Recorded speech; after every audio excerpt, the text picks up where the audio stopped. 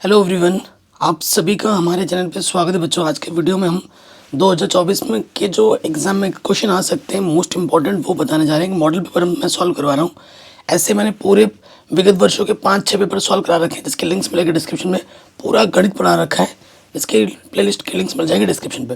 तो अगर आपकी एनसीईआरटी पूरी कंप्लीट है और अगर विगत वर्षों के प्रश्न पत्र लगा लेते हो तो सारे क्वेश्चन यहीं से आएंगे। मैं आपको पहले बता देता हूँ, ठीक है। तो पहले क्वेश्चन में आ जाते हैं। क्वेश्चन नंबर 1 क्या बोल रहे हैं?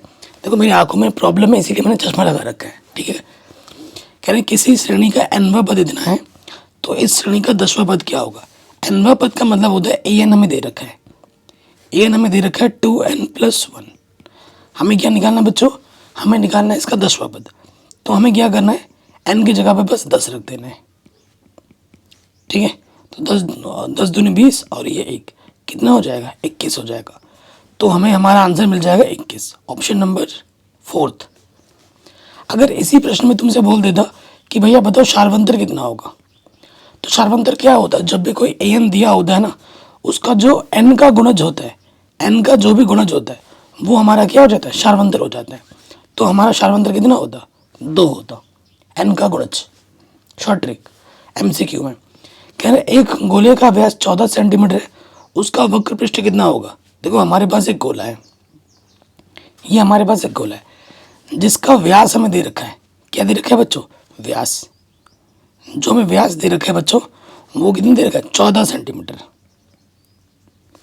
तो इसकी जो त्रिज्या हो जाएगी आधा हो जाएगा, 14 का आधा हो जाएगा कितना? 7 सेंटीमीटर। तो हमें क्या निकालना है? वक्र पृष्ठ। तो गोले का वक्र पृष्ठ क्या होता है?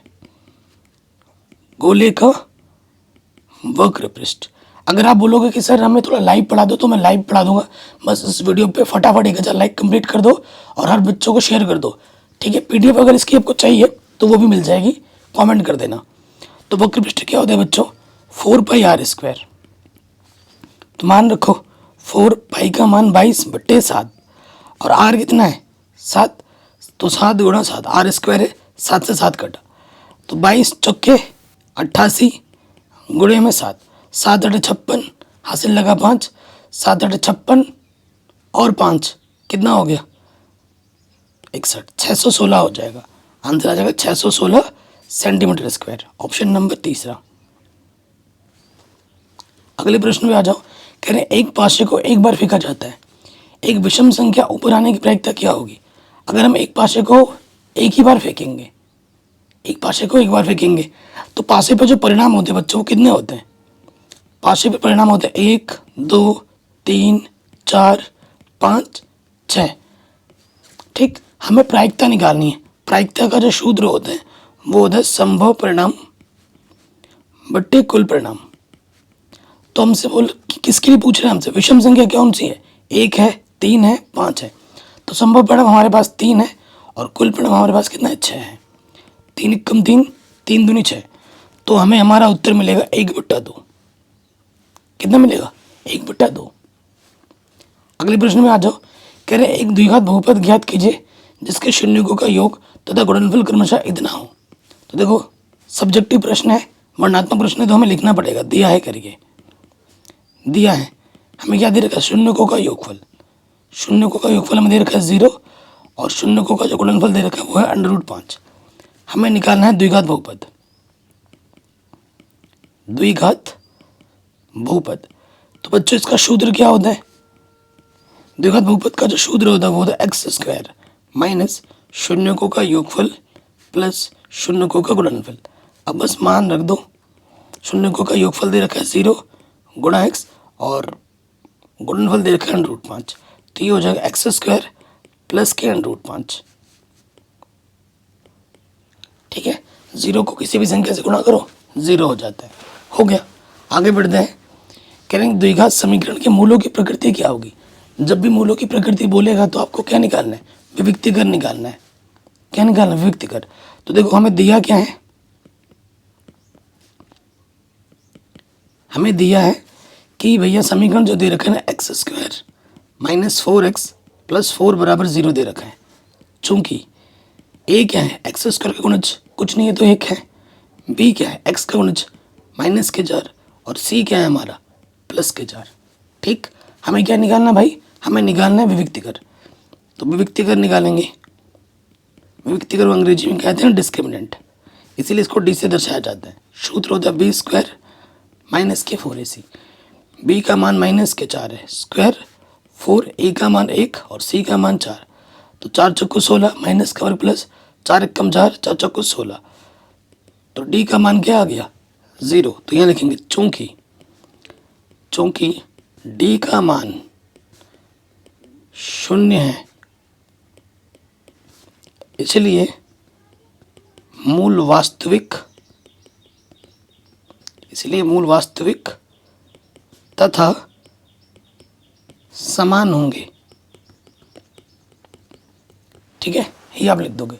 अब मैंने ये देखा है, आप लोग एग्जाम के कुछ दिन पहले यूट्यूब पे आते हो हैं, और बच्चे बाकी बोर्ड्स के बच्चे पूरे साल भर पढ़ाई करते हैं, फ्री में पढ़ते हैं, कोचिंग की भी जरूरत नहीं पड़ती है। तो आप शुरू से पढ़ाई करो। मैंने 9, 10, 11, 12 सब पढ़ा रखा है। अभी कुछ दिन में हम 11th का भी स्टार्ट कर देंगे, तो शुरू से पढ़ लेना, ठीक है। तो सब कुछ फ्री में मिल जाएगा आपको, यहाँ वहाँ भटकने की जरूरत नहीं पड़ेगी। अगला प्रश्न है, एक वृत्त की कितनी स्पर्शरेखाएं हो सकती हैं। तो देखो, एक वृत्त है, मैं आपको बना के दिखाता हूँ। ये वृत्त है, इस वृत्त की आप कई स्पर्शरेखाएं खींच सकते हो। ये खींच दिया, ठीक है ना। और वृत्त कितना ही बड़ा क्यों नहीं हो सकता है, ऐसे कई सारे खींच सकते हो। तो आंसर क्या होगा कि एक वृत्त की अनंत स्पर्शरेखाएं होती हैं। ठीक है, एक निश्चित घटना की प्रायिकता कितनी होती है। निश्चित घटना की जो प्रायिकता होती है वो होती है 1 बस, और निश्चित घटना की 0। नेक्स्ट प्रश्न पे आ जाओ, 2 नंबर वालों में कह रहे 2 संख्याओं का अंतर 26 है। एक संख्या दूसरी संख्या की 3 गुनी है, संख्याएं ज्ञात कीजिए। देखो भाई, जब 2 संख्या तो एक बड़ी होगी एक छोटी होगी, तो यहाँ मान लेना, माना बड़ी संख्या, मैंने बड़ी संख्या को x तथा छोटी संख्या उसको मैंने मान लिया y। ठीक है, दोनों संख्याओं का अंतर मतलब घटाना, तो यहाँ लिखना होगा प्रथम शर्तानुसार।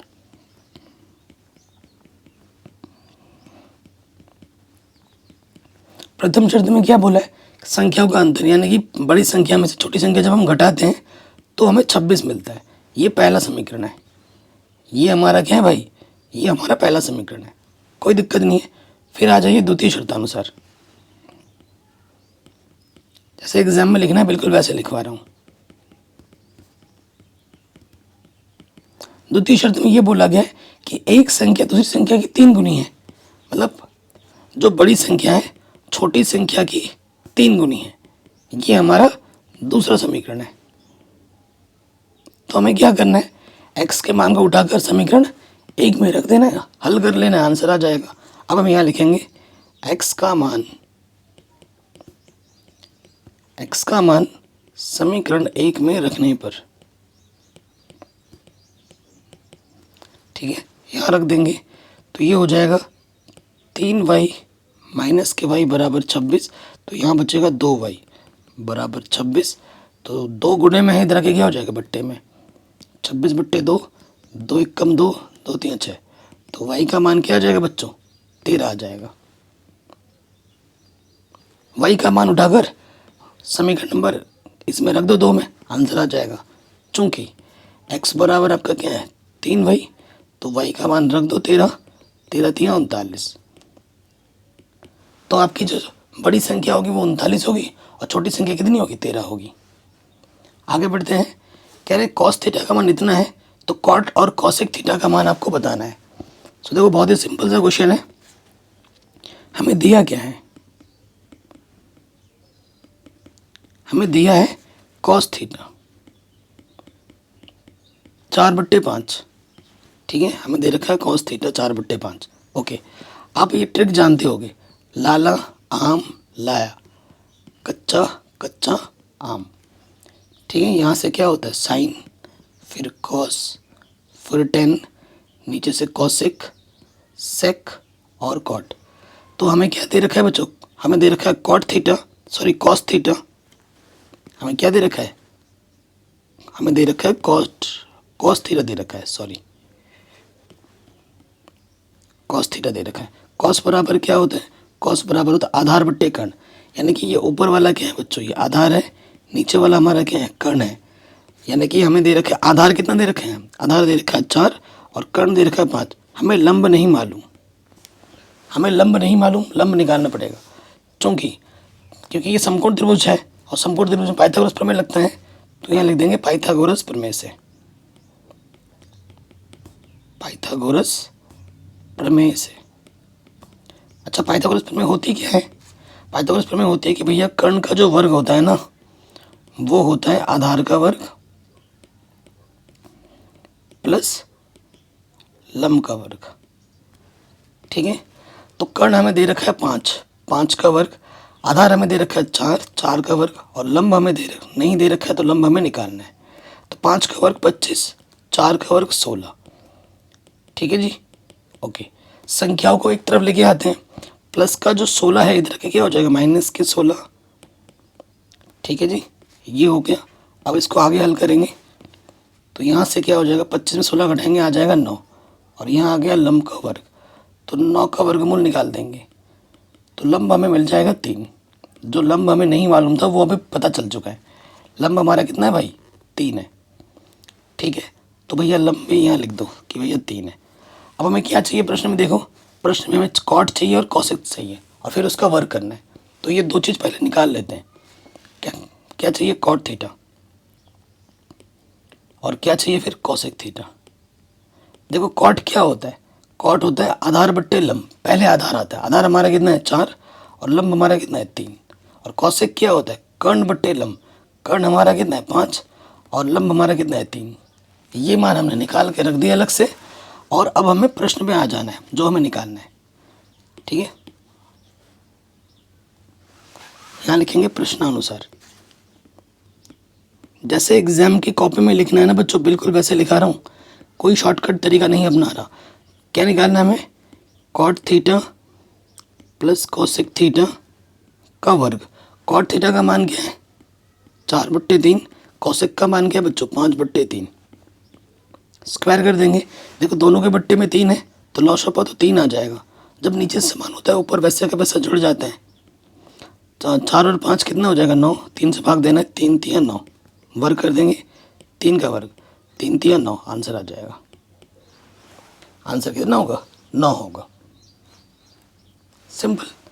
अगले प्रश्न में आ जाओ, क्या बिंदु एक त्रिभुज बनाते हैं? यदि हाँ तो बताइए किस प्रकार का त्रिभुज बनाते हैं। देखो त्रिभुज कब बनेगा, जब किसी भी दो बीच की दूरी एक तीसरे वाले से बड़ी हो जाएगी तो त्रिभुज बनेगा। ठीक है, तो हमें चूंकि करके लिख दो, माना करके लिख दो। हमें पहला बिंदु जो दे रखा है वो है 3,2। बी बिंदु जो दे रखा है -2, -3, और जो सी दे रखा है वो दे रखा है 2,3। तो 3 बीच की दूरी निकलेगी, एक ए बी निकलेगा, एक बी सी निकलेगा और एक ए सी निकलेगा। तो सबसे पहले निकालो ए बी। दो बिंदु के बीच की दूरी का सूत्र तो मालूम होगा, क्या होता है x1 माइनस x2 का वर्ग, y1 माइनस y2 का वर्ग, यही होता है। तो देखो भाई ये x1 ये x2 ये y1 ये y2 हो जाएगा। इसमें लगाओ सूत्र, x1 है 3, x2 है -2 तो माइनस माइनस प्लस, y1 है 2 और y2 है -3, माइनस माइनस प्लस, 3 और 2 5, 3 और 2 5, इधर 5 का वर्ग इधर 5 का वर्ग। ठीक है, तो ये आ जाएगा √50। कैसे, 25 + 25 50 हो जाएगा, है ना, डायरेक्ट रख दिया। अब ए बी के बाद क्या आ जाएगा, बी सी आ जाएगा, बी और सी में। ठीक, सो देखिए x1 कितना है -2 और x2 कितना है ये 2, x1 - x2 का वर्ग और y1 - y2 का वर्ग, -2 -2 माइनस के 4। ठीक है, माइनस का 4 हो जाएगा और -3 - 6 का वर्ग। तो ये हो जाएगा, देखो 4 का वर्ग करोगे 16, 6 का वर्ग करोगे 36, तो 6 6 12, हासिल लगा 1, 3 और 4 52। इसको समीकरण 1 मान लो, इसको समीकरण 2 मान लो। अब आप क्या निकालोगे, अब आप निकालोगे ए सी। ठीक है, x1 है कितना 3, x2 है 2, 3 में से 2 घटाओगे वर्ग, y1 है 2 और y2 है 3, तो 3 में से 2 घटाएंगे 1, 2 में से 3 घटाएंगे -1, 1 का वर्ग 1 माइनस 1 का वर्ग भी 1, तो ये आ गया √2। ठीक है, कोई दिक्कत नहीं होगी। लेकिन आपने एक चीज़ नोटिस की होगी, अगर किसी भी दो को अगर जोड़ दें इंडिविजुअल, तो तीसरे वाले से बड़ा होना चाहिए, बीच की दूरी से बड़ा ही आएगी। तो ये लिख देना हिंदी में, लिखेंगे चूंकि किन्हीं भी दो बिंदुओं के बीच की दूरी का योगफल तीसरे वाले से अधिक है, अर्थात ये एक त्रिभुज बनाता है, अर्थात ये त्रिभुज बनाता है और ये एक समकोण त्रिभुज बनाता है। कैसे? अब देखो देखो, चूंकि हमारे पास क्या है, √52 है ना हमारे पास, तो √52 का वर्ग करो, ये किसके बराबर है? ये देखो है √50 का वर्ग करो और √2 का भी वर्ग करो। √ का जब हम वर्ग करते हैं तो √ हट जाता है, यहाँ से आ गया 52, यहाँ से आ गया 50, यहाँ से 2, इधर से आ गया 52 और इधर से भी आ गया 52। देखो बड़ी वाली भुजा का वर्ग बाकी तो छोटी भुजाओं के योगफल के बराबर है, यानी कि ये पाइथागोरस प्रमेय के नियम के अनुसार ये क्या हो जाएगा, एक समकोण त्रिभुज के शीर्ष हो जाएंगे, अर्थात ये एक समकोण त्रिभुज बनाएगा। ये कॉपी में लिख दोगे। ठीक है जी, अगले प्रश्न में आ जाइए, हर साल एग्जाम में आता है। कह रहे हैं दी गई आकृति में जो DE समांतर है AC के, ये जो DE है ना इस AC के समांतर है, तो थेल्स प्रमेय लग जाएगा। DE बट्टे EC किसके बराबर होगा, BD बट्टे DE के बराबर होगा। तो हमें x का मान निकालना है, तो यहाँ लिखेंगे दिया है, क्या लिखेंगे, दिया है। हमें दे रखा है कि भैया जो DE है ना वो समानांतर है AC के। अगर DE AC के समांतर है तो यहाँ लिखेंगे थेल्स प्रमेय के अनुसार, थेल्स प्रमेय अनुसार क्या होता है थेल्स का प्रमेय? थेल्स का प्रमेय होता है BE बट्टे EC बराबर हो जाएगा BD बट्टे DA। ठीक है, तो BE हमारे पास x दे रखा है और EC हमको 4 मालूम है, इधर है BD 3, इधर भी है 3, 3 एकम 3 बट्टे का ज़्यादा के गुणे में लग जाएगा 4 एकम 4, तो x का मान कितना हो जाएगा भाई, x का मान हो जाएगा 4 सेंटीमीटर। कोई दिक्कत नहीं होगी, सिंपल सा क्वेश्चन था। या फिर नीचे दी गई चित्र में अगर PQ RS के समांतर है, ये जो PQ है RS के समांतर है और सिद्ध करना है कि ये दोनों त्रिभुज आपस में क्या है, समरूप है, ये दोनों त्रिभुज आपस में समरूप है।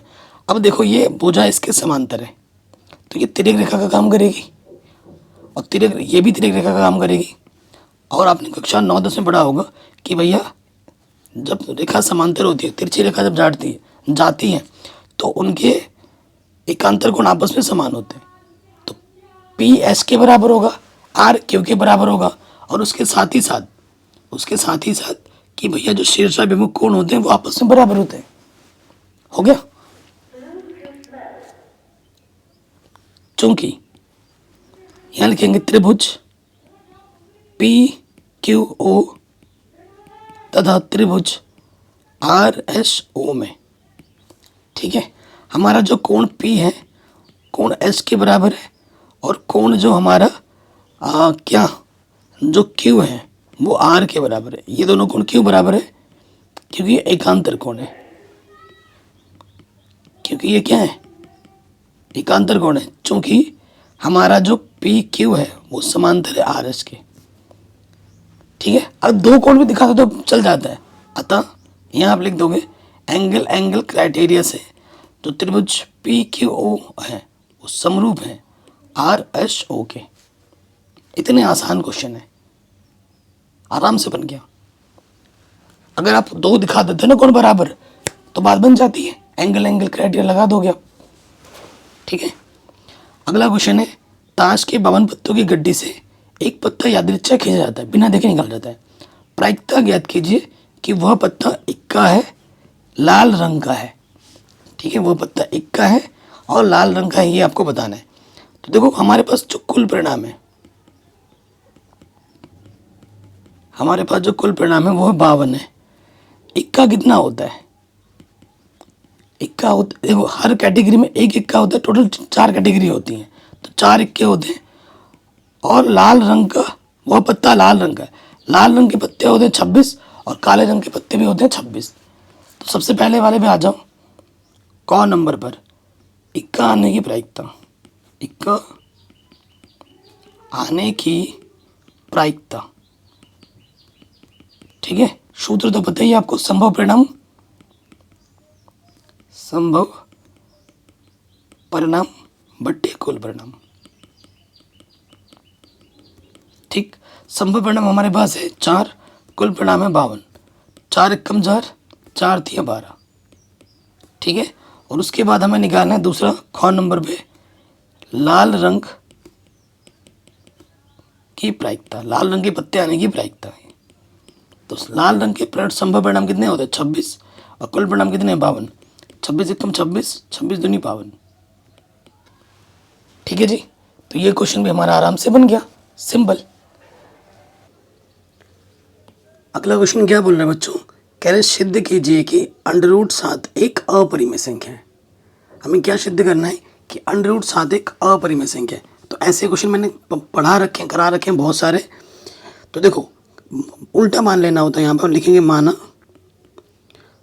√7 एक परिमेय संख्या है। ये क्या है बच्चों, एक परिमेय संख्या है। और ऐसा क्वेश्चन हर साल एग्जाम में आता ही आता है।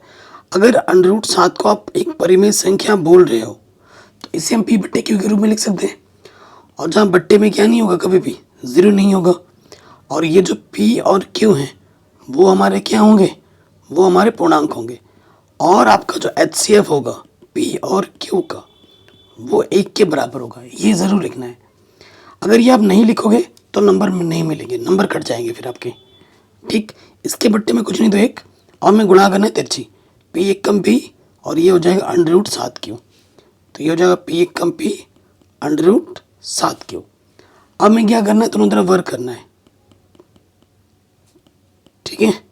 वर्क करने पर जैसे ही वर्क कर देंगे तो p का वर्ग हो जाएगा p², √7 का वर्ग हो जाएगा 7, और q का वर्ग हो जाएगा q², ठीक। और यहाँ पे देखिए गुणज क्या है, 7 है, तो यहाँ लिखेंगे चूंकि p² 7 से विभाजित है, चूंकि p² 7 से विभाजित है, इसलिए p भी 7 से विभाजित होगा, ठीक है। देखो अगर कोई संख्या जैसे 49 है 7 से कटता है, उसका वर्गमूल 7 से कटेगा। अब आपको दोबारा क्या करना है, मानना है, माना p मानना है, फिर से p बराबर आप क्या मानोगे, यहाँ पे 7 लिखा हुआ है, यहाँ पे भी 7 लिख दोगे r। फिर से आपको क्या करना है, वर्ग कर देना है। वर्ग करने पर √2 हो, √3 हो, √5 हो, सबके लिए ऐसे ही काम करना है। तो वर्ग करेंगे तो p का वर्ग हो जाएगा p², 7 का वर्ग हो जाएगा 49, r का वर्ग हो जाएगा r²। फिर हमें यहाँ पे p² का मान रख देना है समीकरण 1 से। समीकरण 1 से क्या करना है, p का मान रख देना है। तो p की जगह पे मान रखो 7q², और इधर है 49, 7 से कटेगा 7 7 49, तो q² का मान आ जाएगा 7r²। क्या गया, 7r²। अब आप ध्यान से देखिए यहाँ गुणज क्या है, 7 है, तो लिखेंगे चूंकि q² 7 से विभाजित है। अगर q² 7 से कटेगा तो q भी किससे कटेगा, 7 से, इसलिए q भी 7 से विभाजित होगा, ठीक है। तो यहाँ लिख देंगे चूंकि, देखो p भी आपका 7 से कट रहा है और q भी आपका 7 से कट रहा है, तो यहाँ लिखेंगे चूंकि p व q दोनों 7 से विभाजित हैं, इसलिए जो HCF होगा p और q का वो कितना होगा, वो 7 होगा, जो कि 1 के बराबर तो बिल्कुल भी नहीं है, जो कि 1 के बराबर बिल्कुल भी नहीं है, ये हमने यहाँ बोल दिया। अतः हमारी अवधारणा क्या हो जाएगी, गलत हो जाएगी। अतः हमारी अवधारणा गलत है। कौन सी अवधारणा, यही कि हमने परिमेय जो माना है अगर ये परिमेय माना है हमने तो HCF 1 देना चाहिए, ये तो 7 दे रहा है, तो हमारी अवधारणा क्या गलत होगी। इसलिए √7 एक अपरिमेय संख्या है। ये हमें हमारा उत्तर आसानी के साथ मिल जाएगा। ठीक, आगे बढ़ेंगे। कह रहे हैं यदि दो संख्याओं का HCF 97 है तो इनका LCM क्या होगा। आप जानते हैं कि HCF गुणा LCM जो होता है वो प्रथम संख्या गुणे द्वितीय संख्या के बराबर होता है। ठीक, कह रहे हैं दोनों संख्याओं का जो HCF दे रखा है वो 97 दे रखा है, हमें LCM निकालना है। ठीक है, ना गलत, ये दो संख्या है, हमें क्या दे रखा है, देखो HCF 97 दे रखा है, HCF क्या दे रखा है 97 दे रखा है, हमें LCM निकालना है। पहली संख्या 1261 और दूसरी संख्या हमारी है 1067। ठीक है, ये जो 97 है, ठीक है, ये गुणे में है, इधर के क्या हो जाएगी बच्चों, बट्टे में आ जाएगी। 97 से भाग दे दोगे 1267 में, 97 एकम 97, तो 16 में 7 घटाएंगे 9 आ जाएगा। ठीक है, और 11 में से 9 घटाएंगे 2 आ जाएगा। 3 कितनी बार जाएगा, 1 सेकेंड, 97 एकम 97 है ना, 16 में से 7 घटाएंगे 9 और 11 में से 9 घटाएंगे 2, सही तो है। उसके बाद 67, ठीक है, कितनी बार जाएगा, 3 बार। देखें ना, 3 बार तो नहीं जाएगा, पूरा नहीं कट रहा है, ये पूरा नहीं कट रहा है, दूसरे वाले में भाग देना पड़ेगा, ऐसा चेक करना पड़ता है। 1067 में देखो भाग, ठीक है, 97 से, तो 3 अंक ले लेंगे, 97 एकम 97, तो घटाएंगे 16 में 7 घटाएंगे 9 बचेगा। ठीक है, यहाँ से 9 बचेगा और ये 97 एकम 97, ये इसको काटोगे तो 11 बार जाएगा। अब आपको क्या करना है, 1267 को गुणा कर देंगे 11 से, जो भी आएगा वो आपका उत्तर आ जाएगा। कमेंट करके बताइए कितना आ रहा है। अगले प्रश्न में हम आ जाते हैं। कह रहे हैं ए का मान ज्ञात कीजिए ताकि द्विघात समीकरण के मूल समान हो। देखो द्विघात समीकरण हमें जो दे रखा है ये क्या है बच्चों, ये ए के स्थान पर है, ये हमारा एक्स का गुणज बी के स्थान पर और ये सी के स्थान पर है। चूंकि मूल समान है, अगर मूल समान होता है तो विविक्तिकर का मान, विविक्तिकर डी का मान 0 होता है, जिसका सूत्र होता है क्या, b² माइनस के 4ac बराबर 0। ठीक, तो माइनस का जो 4ac है इधर रखे क्या हो जाएगा, प्लस के 4ac। अब हम मान रखेंगे b का मान हमारे पास कितना है बच्चों, 2a माइनस के 12, टोटल का वर्ग लगा दो 4। a का मान कितना है हमारे पास, a का मान है a माइनस के 12 और c का मान क्या है 2। ठीक है, 4ac। देखो अब हमें क्या करना, वर्ग कर देना है, 2 का वर्ग 4 और ये हो जाएगा a माइनस 12 का वर्ग और ये हो गया 4, इधर क्या है a माइनस 12 गुणे 2। ठीक है, तो 4 से देखो 4 घटा दोनों तरफ है और इसकी घात 1, इसकी घात 2, तो एक घात कम हो जाएगी, यहाँ बचेगा 1 माइनस 12, अंदर गुणा कर दोगे ये आ जाएगा, यहाँ बचेगा सिर्फ 2, यहाँ सिर्फ क्या बचा 2, माइनस के 12 इधर के क्या हो जाएगा प्लस के 12, तो हमें हमारा उत्तर मिल जाएगा 14। ए का मान कितना होगा 14 होगा। इतना सिंपल सा क्वेश्चन 3 नंबर पूछा जाता है। कह रहे हैं किसी समांतर श्रेणी का प्रथम पद 5, अंतिम पद 45 और पदों का योगफल 400 हो तो पदों की संख्या व सार्वंतर ज्ञात कीजिए। तो देखो माना AP का प्रथम पद A व सार्वंतर D है, तो क्या हो जाएगा, हमें दिया है, क्या दिया है बच्चों, हमें दे रखा है प्रथम पद को A से दर्शाते हैं, 5 दे रखा है, अंतिम पद को AN से 45 दे रखा है और पदों का योगफल SN 400 दे रखा है। हमें निकालना है पदों की संख्या और हमें निकालना है सार्वंतर। देखो जब प्रथम पद और अंतिम पद हमें मालूम हो तो जो एस एन निकालने का जो सूत्र होता है वो होता है n/2 a plus A N, ये होता है। एस एन हमारे पास क्या है 400, एन का मान हमारे पास क्या है निकालना है, ए का मान हमें दे रखा है 5 और अंतिम पद दे रखा है 45। ठीक है, आगे हम इसको क्या करेंगे हल करेंगे तो क्या हो जाएगा देखो 400 ये बट्टे का 2 इधर के गुणे में आ गया और ये आ जाएगा 45 और 5 50 गुणे में, 50 गुणे में ही इधर के क्या हो जाएगा बट्टे में एन, 50 से काटोगे 0 से 0 कटा 5 8 40, 8 दूनी 16, तो एन का मान आ जाएगा 16। यानी कि इस श्रेणी में टोटल 16 पद हैं और अंतिम पद आपको दे रखा है, आपको सूत्र मालूम होगा ए एन बराबर होता है ए प्लस एन माइनस 1 गुना डी।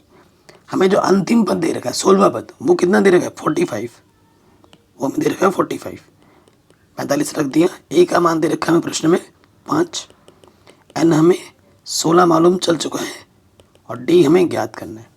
प्लस के 5 इधर आगे माइनस क्या हो जाएगा 45 में से 5 घटाओगे 40 बचेगा और यहाँ आ जाएगा 15 डी, तो 15 गुणे में इधर के बट्टे में आ जाएगा 5 ठीक है 15 5 8 40, तो जो डी का मान होगा बच्चों को कितना होगा 8/3 होगा, कितना होगा 8/3 होगा। ये हमें हमारा उत्तर मिल जाएगा।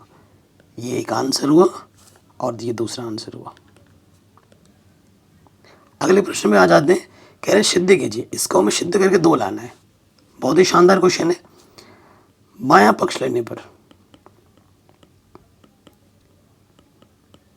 बायां पक्ष लेने पर, जब बायां पक्ष हम ले लेंगे तो बायां पक्ष एक बार लिख लो 1 प्लस कॉट ए माइनस का कॉसेक ए गुणे में 1 प्लस टेन ए प्लस का सेक ए।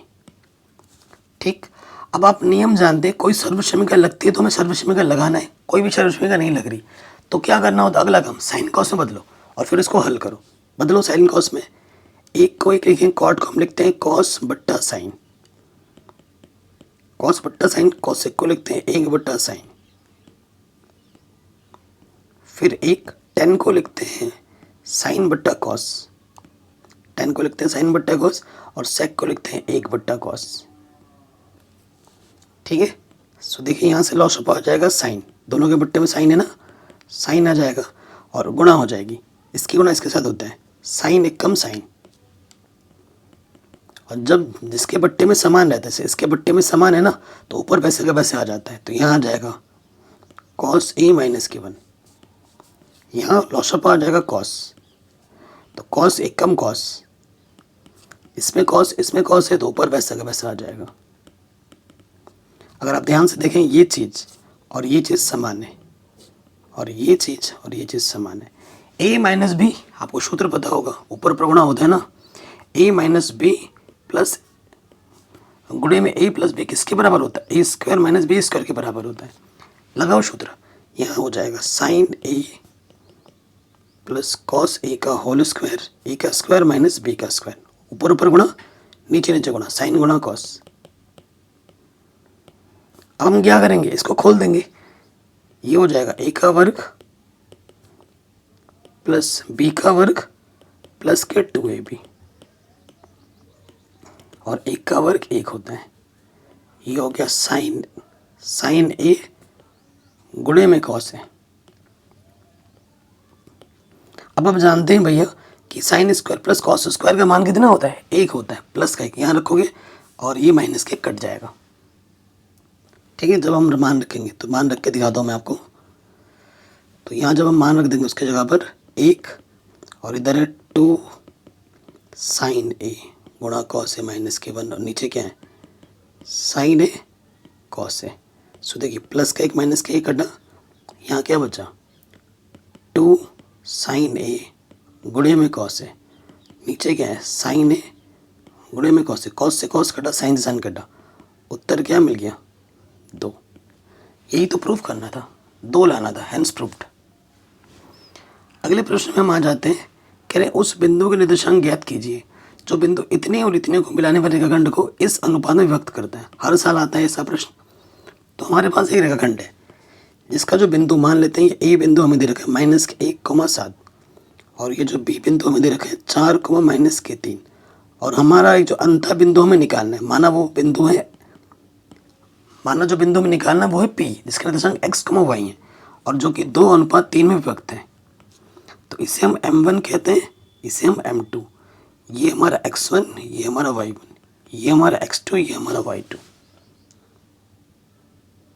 ठीक है, तो यहाँ लिखेंगे विभाजन सूत्र से। विभाजन सूत्र से क्या होता है कि x बराबर होता है m1 x2 m2 x1 m1 plus m2 और y बराबर क्या होता है m1 y2 m2 y1 m1 plus m2। मान रखोगे m1 का मान 2, x2 का मान है 4, m2 का मान है 3 और x1 का मान है -1। m1 प्लस m2, 4 दूनी 8, 3 एकम 3, तो यह आ जाएगा 5/5, 5 एकम 5। x निर्देशांक हमें मिला 1। ऐसे ही हमें निकालना है y, तो y के लिए क्या हो जाएगा सूत्र, m1 है 2, y2 है -3, m2 है 3, y1 है हमारा 7, m1 प्लस m2, 2 3 6, 7 3 21/5, 15/5, 5 3 15, तो y का मान कितना आ गया 3। अतः बिंदु क्या हो जाएगा, अतः बिंदु P आपने माना था x, y, तो x का मान कितना है 1 और y का मान है 3। तो ये हमें हमारा उत्तर आसानी के साथ मिल जाएगा। ठीक है ना, आगे बढ़ते हैं। x अक्ष पर वह बिंदु ज्ञात कीजिए जो इससे और इससे समदूरस्थ है। x अक्ष पे आपको वह बिंदु ज्ञात करना, समदूरस्थ है, समान दूरी पर है। तो जो बिंदु दे रखे हैं वो है, मान लेते हैं a जो कि 2,5 और जो बिंदु b है वो है -2,9। माना बीचों बीच वाला जो बिंदु है x अक्ष पे बोला है, तो माना वो बिंदु x, 0 है, क्योंकि x अक्ष के लिए y निर्देशांक 0 होता है और y अक्ष के लिए x निर्देशांक 0 होता है। ठीक, तो प्रश्न में क्या बोला है, यहाँ लिखेंगे प्रश्नानुसार। प्रश्न में बोला गया है कि जो a और p के बीच की दूरी है और जो p और b के बीच की दूरी वो समान है। यहाँ से लेकर यहाँ तक की दूरी और यहाँ से लेकर यहाँ तक की दूरी समान है। अब दो बिंदुओं के बीच की दूरी वाला सूत्र लगाओ। देखो इसमें लग जाएगा ये x1 माइनस x2 का वर्ग, y1 माइनस y2 का वर्ग। फिर इसमें लगा हुआ सूत्र क्या होगा, x1 की जगह x है और x2 की जगह माइनस, माइनस माइनस क्या होता है प्लस, y1 है 0, y2 है 9। दोनों तरफ अंडररूट है, अंडररूट हटाने के लिए क्या करेंगे, वर्ग करेंगे।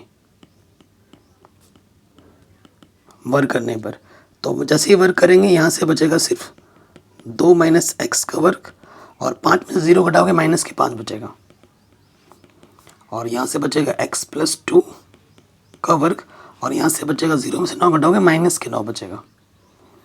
अब हमें क्या करना है बच्चों, इस वाले पद को, इन वाले पदों को हमें क्या करना है, खोल देना है। खोल देते हैं, a का वर्ग 2 का वर्ग 4 प्लस b का वर्ग 2ab 2 दूनी 4b माइनस 5 का वर्ग 25। इसमें भी खोलेंगे a का वर्ग b का वर्ग प्लस का 2ab 2 दूनी 4x 9 में 81 बराबर के दोनों तरफ समान रहने पर कट जाता है एक्स स्क्वायर से एक्स स्क्वायर कटा, 4 से 4 कटा। अब प्लस का 81 इधर आके माइनस, क्योंकि संख्या के एक तरफ लाना है और ये जो माइनस के 4x इधर आके क्या हो जाएगा प्लस के 4x, यहाँ बचेगा माइनस के 56, यहाँ आ जाएगा 8x, 8 सत्ते 56। तो जो x का मान आएगा वो आएगा माइनस के 7। इसलिए जो बिंदु होगा आपने x, 0 माना था वो हो जाएगा -7,0। आंसर कितना होगा, आंसर माइनस के 7,0। बड़े आराम से। अगला प्रश्न है, तो मैं इस वाले प्रश्न के लिए मैं आपको बोलूँगा कि आप मेरी जो प्रश्नावली है 8.4 क्वेश्चन नंबर 5, ठीक है, का चौथा पार्ट है, ये जाके देख लेना। एनसीईआरटी में 30 लाख लोगों ने देख लिया अब तक उस वीडियो को। अगर आपने नहीं देखा तो जाके देखिए। मैंने पूरी एनसीईआरटी बढ़ा दी है। मैं बार बार बोल रहा हूँ, एनसीईआरटी अच्छे से कर लो।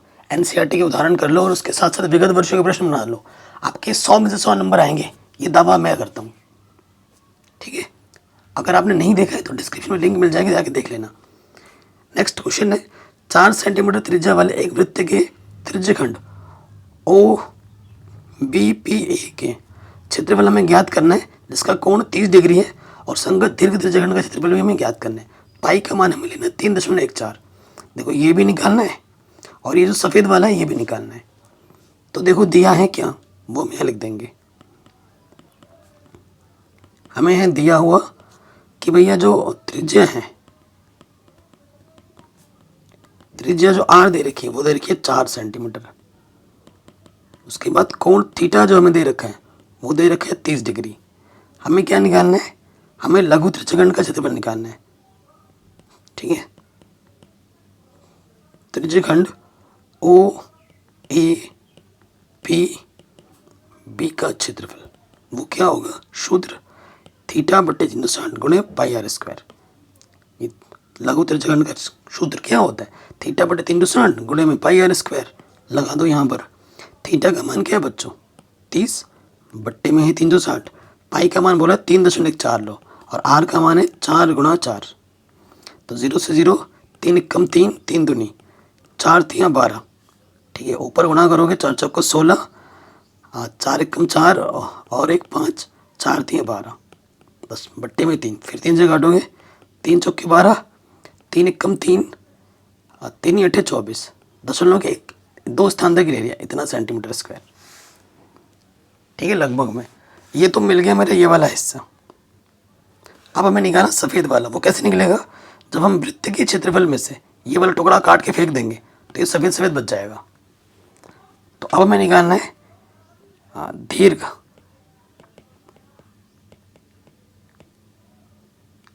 त्रिज्यखंड का क्षेत्रफल, जो कि होगा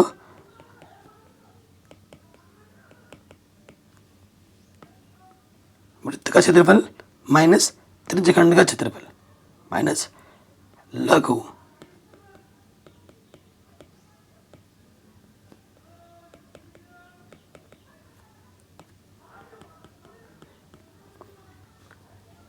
तो वृत्त का क्षेत्रफल क्या होता है पाई आर स्क्वायर, और ये हो जाएगा माइनस लघु त्रिज्यखंड तो अभी आपने निकाला डायरेक्ट, ये उठा के यहाँ रख दो 4.18। तो पाई का मान क्या है 3.14 और त्रिज्या है 4 का वर्ग। तो 4 का वर्ग क्या होता है 16। ठीक है, एक सेकंड 3.14 है ना, और 4 का वर्ग है 16, 4.18। अब इसको गुणा करिए। ठीक है, देखिए गुणा करना आपको आता होगा, आपको गुणा करना है ना, मैं फटाफट कैलकुलेशन कर दे रहा हूँ, टाइम वेस्ट हो जाएगा नहीं तो।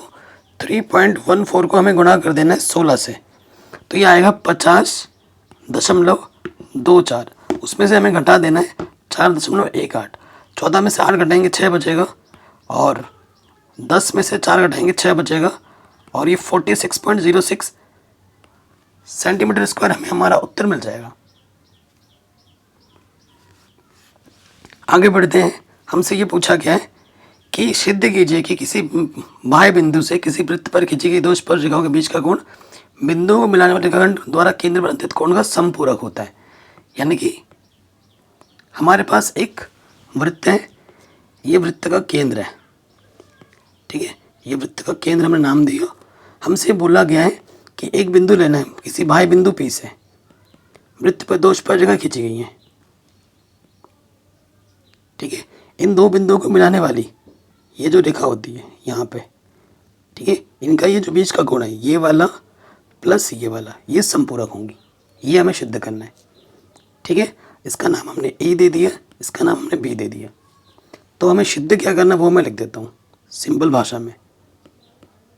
सिद्ध करना है कि कोण P प्लस कोण A, समपूरक का मतलब जब दो कोणों का योगफल 180 होता है उसे हम समपूरक कहते हैं।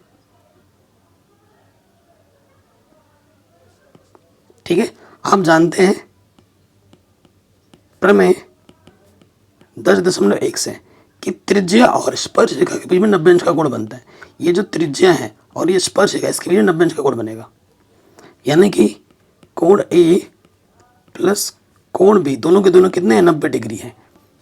अब देखिए, जहाँ जरूरत पड़ेगी इसका हम इस्तेमाल करेंगे। चतुर्भुज हमारे पास कौन सा है, पी ए ओ बी में आप ये देख पा रहे हैं कि ये भैया एक क्या है, एक चतुर्भुज है। और चतुर्भुज के चारों कोणों का मान कितना होता है, 360 होता है। यानी कि कोण P प्लस कोण A प्लस कोण O प्लस कोण B, चतुर्भुज के चारों कोणों का मान कितना होगा, 360। P का मान हमें पता नहीं, A का मान 90 है, O का मान हमें पता नहीं, B का मान है 90। उठा के ऊपर से रख दिया ना, 90 90 कितना होता है, 180। तो प्लस का 180 उधर जाके क्या हो जाएगा, माइनस के 180। तो कितना आ जाएगा, 180। यही तो हमें सिद्ध करना था, बड़े आराम से ये भी हो गया। अगला प्रश्न आ जाते हैं, उदाहरण का प्रश्न है ये, 6 नंबर में पूछा जा गया है। कह रहे हैं 2 व्यक्तियों के आय का अनुपात इतना है, उनके खर्चे का अनुपात इतना है, प्रत्येक व्यक्ति महीने में 2000 रुपये बचा लेता है, उनकी मासिक आय कितनी होगी। तो मान लेते हैं, माना प्रथम व्यक्ति की जो आय है वो है कितना, 9x, तथा द्वितीय व्यक्ति की जो आय है वो हमने मान ली 7x। देखो बच्चों, आप लाइव सेशन में जाओगे और मैं डिस्क्रिप्शन लिंक दे दूंगा, 6 नंबर के उत्तराखंड बोर्ड में जितने भी क्वेश्चन पिछले 5-10 में पूछे गए ना, मैंने सारे करा रखे हैं, सारे करा दिए, वो जाके ज़रूर देख लेना, और उन्हीं में से ही आएगा एग्ज़ाम में, ठीक है। उसके बाद फिर से मान लो, माना, क्योंकि अनुपात में ना, जब भी अनुपात में दिया होगा ऐसे मानते हैं, प्रथम व्यक्ति का खर्च, प्रथम व्यक्ति का जो खर्च है वो दे रखा है हमें 4 भाई मान लेंगे, और द्वितीय व्यक्ति का जो खर्च है वो मान लेंगे हम 3 भाई, इसके आधार पर। लेकिन दोनों बचाते हैं 2000, भाई कमाते अलग अलग हों लेकिन बचाते दोनों सेम ही हैं, बचत, ठीक है। लिखेंगे चूंकि प्रथम व्यक्ति की बचत कितनी है, 2000 है, प्रथम व्यक्ति की कमाई इतनी है, खर्च इतनी है, कमाई में से जब खर्च घटा दोगे तो बचत बच जाएगी, समीकरण नंबर 1। उसके बाद द्वितीय व्यक्ति की बचत कितनी है, द्वितीय व्यक्ति की बचत वो भी कितनी है, 2000 है। तो द्वितीय व्यक्ति की कमाई है 7x, खर्चा है 3 भाई, बचत है 2000। तो अब हमें क्या करना है, समीकरण 1 तथा 2 से इसको विलोपन विधि से हल करो, ठीक है। समीकरण 1 तथा 2 से अब आपको देखो क्या निकालना, क्या है, आय निकालनी है, यानी कि x का मान चाहिए। तो आपको y को हटाना पड़ेगा, यहाँ y का गुणज कितना है, 3, इस वाले में 3 से गुणा कर दो, यहाँ 4 है, इस वाले में 4 से गुणा कर दो, ठीक है। तो गुणा करते हैं, पहले वाले में 3 से गुणा करेंगे, 4 3 12x, 4 नहीं यार, ये तो 9 है, 9x है ना, 9x में से 4 भाई घटाना है, 9 3 27x, 4 3 12 भाई, और 3 दूनी 6000, 4 से गुणा करेंगे 7 को 28x, और 4 3 12 भाई, और 4 दूनी 8000। देखो दोनों नेगेटिव है, नेगेटिव होने पे घटाते हैं, और घटाने पे नीचे वाला चिन्ह बदल जाता है, ये घटा, यहाँ से बचेगा माइनस के x, और इसे इधर बचेगा माइनस के 2000, x कटा, x का मान आ गया 2000, x का मान कितना आ गया, 2000। अब x का मान उठाओ, यहाँ रख दो, आपको कमाई मिल जाएगी। इसलिए प्रथम व्यक्ति की जो कमाई होगी वो है 9x, यानी कि 9 को गुणा कर दोगे 2000 से, यानी कि पहले व्यक्ति की जो कमाई है वो 18000 है, और द्वितीय व्यक्ति की जो कमाई है वो हमने मानी थी 7x, x का मान मान दोगे 2000, तो 7 दूनी 14000। तो ये हमें हमारा उत्तर मिल जाएगा, ठीक है। तो देखो भाई, आपकी कमाई कितनी भी हो, अगर आप लिमिट में खर्चा नहीं करोगे तो कमाई आप करोड़ों में करो, वो वेस्ट है। अगला प्रश्न क्या बोल रहा है कि कक्षा 10 के 60 छात्रों के गणित में प्राप्तांक नीचे सारणी में दिए गए हैं, प्राप्तांक का बहुलक निकालिए। बहुलक इतना आसान प्रश्न है, आपसे बहुलक बोलेगा या माध्यिका बोलेगा। 6 नंबर का एक प्रश्न एग्जाम में, 5 नंबर का एक प्रश्न एग्जाम में जरूर आएगा, हर बार आता है, इस बार भी जरूर आएगा। तो बहुलक निकालना है। बहुलक का सूत्र क्या होता है? सिंपल से एक सूत्र याद रखिए। बहुलक का सूत्र होता है L plus F1 minus F0 गुणे में H बट्टे में 2F1 माइनस F0 माइनस के F2। तो F1 क्या होता है? सबसे अधिकतम बारंबारता को हम F1 कहते हैं, सबसे बड़ी बारंबारता। सबसे ये बारंबारता का कॉलम है, सबसे बड़ी बारंबारता क्या है? 15। तो ये मेरा F1 है, इसके बाद वाला F2 और इससे पहले वाला F0 और इसके जस्ट ऊपर वाला ये क्या है? बहुलक वर्ग। ठीक है, तो यहाँ लिखेंगे चूंकि बहुलक वर्ग, बहुलक वर्ग कितना है? 30 से 40। इसलिए बहुलक वर्ग की निम्न सीमा कितनी है? 30 है। और कितने का अंतर है? 30 से 40 का, 30 से 40 है, यानी कि 10 का अंतर है। सारे मान पता चल चुके हैं, अब उठा के रख दो। L का मान है 30, F1 का मान है 15, F0 का मान है 10, H का मान है 10 बट्टे में 2F1, 15 दूनी 30, F0 का मान है 10 और F2 का मान है 5। सो देखो हल करेंगे, 30 घटाएंगे 5 नहीं 50 और यहाँ से बचेगा 15। ठीक है ना, 15 बचेगा और 15 से काटोगे 5 तियाँ 5 दाई, 3 से भाग दोगे 3.33 आ जाएगा, जोड़ दोगे आंसर आ जाएगा 33.33। इतना आसान क्वेश्चन है, हर साल एग्जाम में आता है बड़े नंबर में, इस साल भी जरूर आएगा, या तो बहुलक या फिर माध्यिका निकालने के लिए आएगा ही आएगा। अगला क्वेश्चन है वेरी वेरी वेरी इंपॉर्टेंट, हर साल एग्जाम में आता है। कह रहे एक बहुमंजिल के भवन के शिखर से देखने पर, देखो बहुमंजिल भवन जो है वो कहाँ है? जो भी भवन होता है वो जमीन पे होता है। ये हमारा एक बहुमंजिल भवन है, मैं बना के दिखाता हूँ, यहाँ से लेकर यहाँ तक। ये बहुमंजिल भवन की हाइट है, ठीक है। और क्या बोला जा रहा है? 8 मीटर ऊंचा एक भवन है, ये बहुमंजिल हो गया, ये ऊंचा भवन है 8 मीटर जिसकी हाइट है। कह रहे हैं बहुमंजिल भवन के शिखर से एक 8 मीटर ऊंचे भवन के शिखर एवं तल के जो अवनमन कोण है, जब आप यहाँ से इसको और इसको देखते हो तो जो अवनमन कोण बनते हैं वो 30 और 45 बनते हैं। कितने बनते हैं? 30 और 45। तो इसका समांतर रेखा लेनी पड़ेगी मुझे, ये ले लिया। तो पहली बार जब देखते हैं शिखर का इस बिंदु से और जो तल का अवनमन कोण है यहाँ से, वो कितना दे रखा है? वो प्रश्न में बोल रखा है कि एक तो 30 है, यहाँ ये 30 है और ये वाला कितना है? 45 है। भवन की जो हाइट दे रखी है वो 8 मीटर दे रखी है। अगर ये 8 है तो यहाँ से लेकर ये भी 8 होगा, ठीक है। कह रहे भवन की ऊंचाई, बहुमंजिल भवन की ऊंचाई ये निकालनी है और दोनों भवनों के बीच की दूरी निकालनी है। तो देखो जब ये ऊंचाई मैं निकाल दूंगा और उसमें मैं 8 जोड़ दूंगा तो बहुमंजिल भवन की ऊंचाई आ जाएगी। तो इस ऊंचाई को मैं बोल देता हूँ कि भैया ये h है, ये क्या है? ये h है। और इस दोनों भवनों के बीच की दूरी को मैंने क्या मान लिया है? मैंने मान लिया है कि भैया ये x है, ठीक है। माना करके लिख देना। नाम दे देता हूँ मैं पहले इसका नाम देता हूँ मैं ABCDE, माना लिख देना। माना BCX और AD H है, ठीक है। अब आप एक चीज़ नोटिस करो भाई, अगर ये x है तो यहाँ से लेकर यहाँ तक ये भी क्या होगा? x होगा, क्योंकि ये इसके समानांतर है। दो समकोण त्रिभुज बनी है, उनको हल कर लो। कहाँ बनी है दो समकोण त्रिभुज? एक तो यहाँ बनी है छोटा और एक ये बड़ा बना है। देखो एक ये बड़ा वाला बना है और एक छोटा वाला बना है, इनको हल करो आंसर आ जाएगा। और एक क्वेश्चन बड़े नंबर में आएगा ही आएगा ऐसा प्रश्न। तो सबसे पहले त्रिभुज में आ जाते हैं, त्रिभुज छोटे वाले में आ जाओ। ए,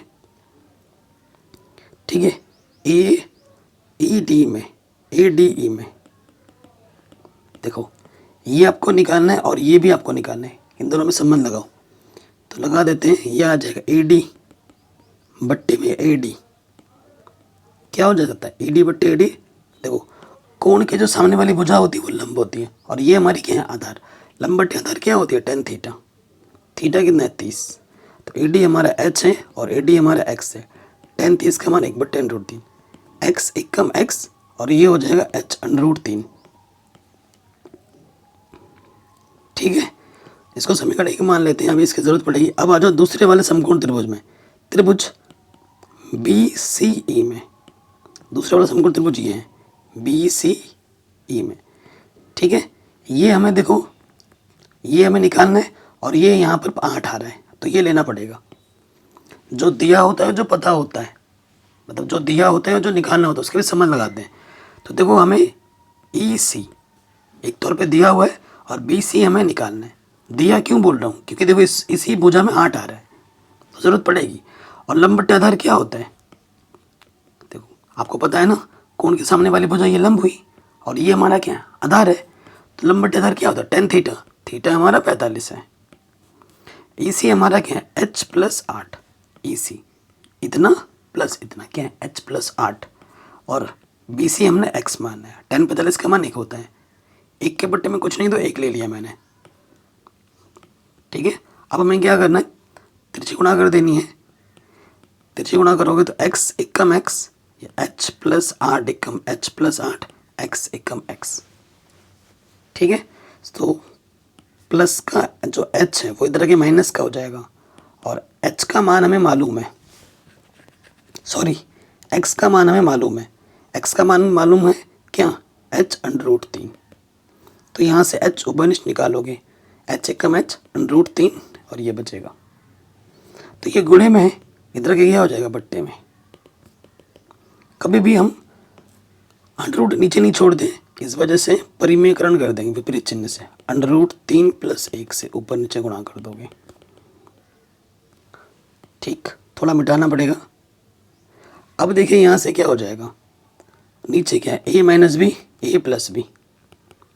सूत्र आप जानते होंगे क्या होता है, a² - b²। ऊपर आ जाएगा 8, √3 + 1 नीचे आ जाएगा a² - b²। ऊपर है 8, ये √3 + 1, ये हो जाएगा √3 का वर्ग 3 - 1। तो 8 √3 + 1 और 3 में से 1 घटाएंगे 2, 2 चौके 8। तो ये h आ गया, ठीक है। ये हमें क्या मिल गया, h। तो h का मान है हमारे पास 4 √3 + 1। लेकिन हमें ऊंचाई निकालनी है, बहुमंजिल की ऊंचाई, वो क्या है, h + 8। h हमें मिला है 4 √3 + 1 और यहाँ पर हम 8 जोड़ देंगे। 4 से अंदर गुणा करोगे, 4 √3, 4 एकम 4 और यह 8, 8 और 4 कितना हो जाएगा, 12 और यह 4 √3। ये हमें हमारा उत्तर मिल जाएगा, ठीक है। ये तो हमें h मिला है, हमें x भी निकालना है। तो x भी वही आएगा, क्योंकि जब 45 होता है उन्नयन कोण या फिर अवनमन कोण, तो जितनी ऊंचाई होती है उतनी ही छाया की लंबाई होती है। तो मैं निकाल के दिखाऊंगा, यही जो x आएगा वो भी इतना ही आएगा। अब देखिए कैसे, अब हमें क्या करना है, h के मान को, ये जो h का मान है वो हमें यहाँ रख देना समीकरण 1 में। तो h के मान को समीकरण 1 में रखने पर कितना है, समीकरण 1, h का मान रख दे 4 √3 + 1 और गुणे में बाहर से √3, ठीक है। सो देखिए √3 × √3 3 और √3 कम √3, 4 से अंदर गुणा कर दो, 4 × 12 और ये हो जाएगा 4 √3। आ गया सेम टू सेम, यही हमें करना था। तो आशा करता हूँ ये जो क्वेश्चन है आपको समझ में आ रहे होंगे। ये वेरी वेरी इंपॉर्टेंट है। ऐसे मैंने पूरे 5-6 पेपर ऑलरेडी करा रखे हैं, मैं प्लेलिस्ट के लिंक्स डाल दूंगा डिस्क्रिप्शन में, जाके देख लेना, ठीक है। पूरी NCERT करा रखी है। और एक चीज़ बच्चों याद रखिए, जो यूपी बोर्ड्स के लिए मैं वीडियो बनाया है ना मैं, वो आपके लिए भी इंपॉर्टेंट है, क्योंकि पैटर्न दोनों का सेम है, क्वेश्चन का लेवल दोनों का सेम है, ठीक है। वो ज़रूर करना। ये मत सोचो कि यूपी लिखा हुआ तो हम नहीं करेंगे, भाई बुक सेम है, सिलेबस सेम है, क्वेश्चन भी सेम है। जो क्वेश्चन उनके बोर्ड में आता है वो क्वेश्चन आपके बोर्ड में भी आता है। मैं खुद उत्तराखंड बोर्ड से पढ़ा हुआ हूँ, तो मुझे सारा कुछ पता ही है बच्चों। आपका मैं भला ही सोचूंगा, आपको उल्टा सजेशन कभी नहीं दूंगा, है ना। आज हमारे चैनल पे 23 लाख सब्सक्राइबर्स से ज़्यादा लोग जुड़ चुके हैं, तो इनका प्यार है, सपोर्ट है, उनका भरोसा है। मैं किसी का भरोसा थोड़ी ना तोड़ सकता हूँ। तो आपके भले के लिए बोल रहा हूँ। बाकी NCERT लगा लो, मैं बार बार बोल रहा हूँ, और विगत वर्षों के प्रश्न पत्र कर लो, सारा क्वेश्चन यहीं से फंस जाएगा। मिलते हैं आपसे नए वीडियो में।